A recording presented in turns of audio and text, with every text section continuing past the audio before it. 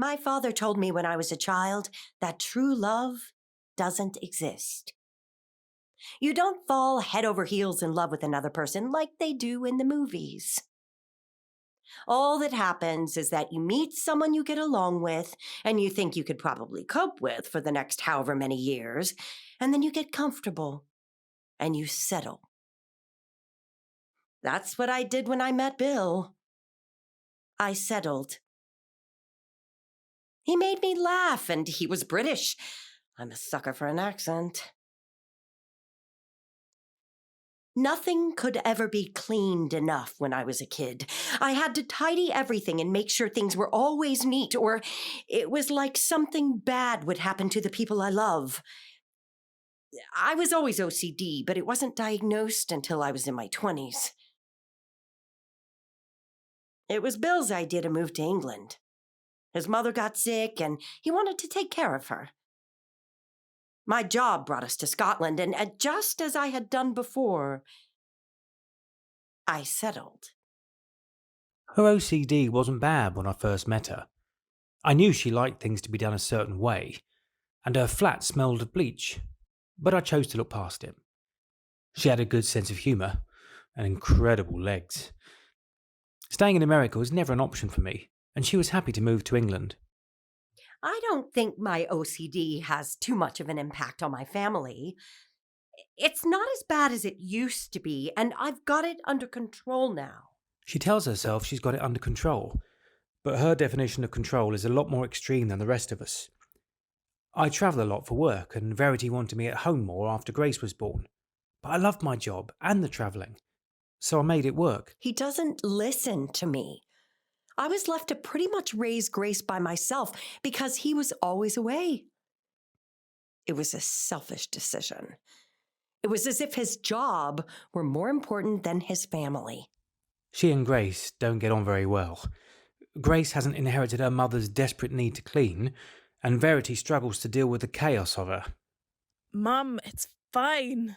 I told you to do one thing, Grace. And I did that thing. I just didn't do it your way. You've messed it all up now. I'll have to start again. Not everything can be the way you like it, Mum. The world doesn't revolve around you. Excuse me? Grace! Another argument. They happen every time Grace visits. I'm glad she's moved out. Being around her mother every day wasn't good for her. She is impossible. What's she done now? She asked me to put the dishes away while she washes them, so I did. But because I didn't put them away in colour order or put the cutlery in the drawer, all facing the same way, I've now ruined her day and her routine, and the planet is about to implode. You know she can't help it. Well, she should try. She's being impossible. I tell her to do one thing, and she does the other. I know she has her own problems, and this isn't her home anymore, but we are paying for that flat of hers. So until she can pay for herself, she can put the plates away in the same color order that they've been all her life. Do you think you and Mum would ever get a divorce? I'm not planning on it. Doesn't she drive you crazy? She's been doing that since the day I met her. I've been with her for a long time, Grace. I've become blind and deaf to her bad habits now. It doesn't annoy you. It annoys the hell out of me. But she's my wife, and she's your mother, and sometimes you just have to put up with it. Grace? Oh, don't make me face her. Go on. Fine. What? I'm sorry I got angry at you. Oh, it's okay. I know what order the plates go in. I just can't be bothered. I know it means a lot to you that everything is in the right place. I'll do it properly next time. That's all I ask. It's just a lot, you know? I know. The smell of bleach gives me a headache. I'm trying to work on it. You don't need to. You like to clean things and I get depressed.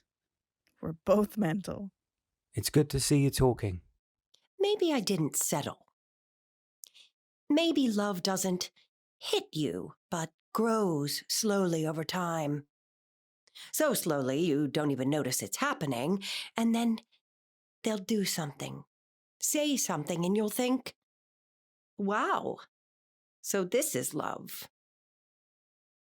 My father was wrong when he said that true love doesn't exist. It doesn't look like it does when you see the movies, but it's there. It's there in the smiles. And when they help you wash up, or take out the trash, or make you a coffee, or tell you that you're doing okay. It's always there. Maybe I should take some time off. Look for something closer to home. I've missed so much. I don't want something to happen to either of them and me not be there. Besides, if I need a break, there's always the shed. Utterly Hopeless, Episode 5, Verity and Bill. The voice of Verity was Stephanie Taylor. The voice of Bill was Stuart James Barham. The voice of Grace was Lorna Panton. The music was composed by Matty Irvine. It was written, directed, and edited by Ella Muscroft, and is a Loud Voices Silent Streets production.